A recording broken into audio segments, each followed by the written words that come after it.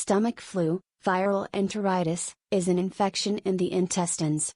It has an incubation period of 1 to 3 days, during which no symptoms occur. Once symptoms appear, they usually last for 1 to 2 days, although symptoms may linger for as long as 10 days. This can be especially true for older people.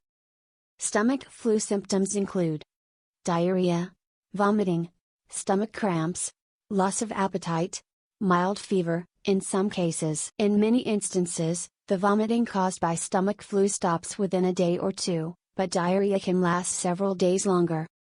Toddlers and children usually stop vomiting within 24 hours of the onset of symptoms but have lingering diarrhea for another day or two.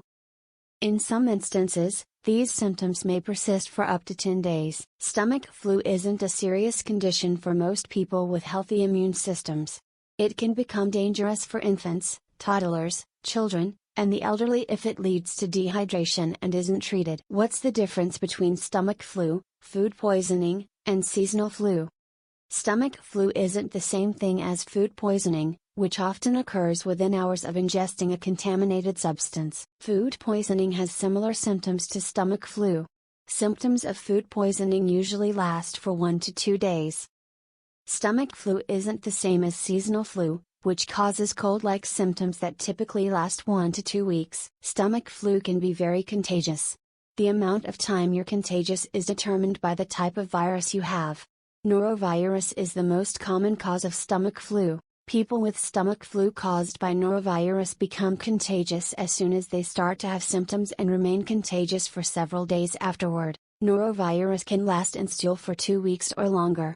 This makes it possible for caregivers who change diapers to become infected unless they take precautions such as immediate hand washing. Rotavirus is the leading cause of stomach flu in infants, toddlers, and children. Stomach flu caused by rotavirus is contagious during the incubation period, 1 to 3 days, that precedes symptoms. People infected with this virus continue to be contagious for up to 2 weeks after they've recovered.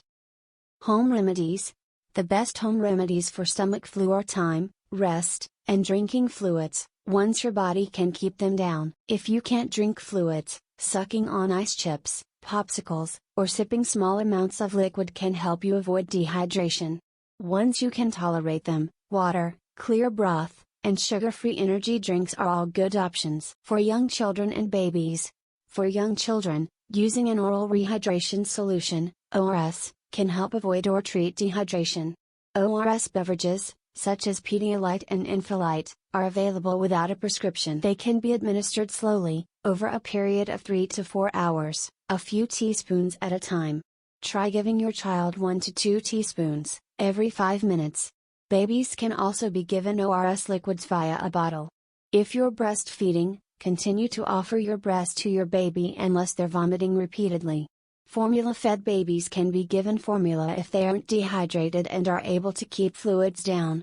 If your baby has been vomiting, regardless of whether they're breastfed, bottle-fed, or formula-fed, they should be offered small amounts of ORS liquids via bottle, 15 to 20 minutes after vomiting. Don't give babies or children antidiarrheal medication unless their doctor recommends it.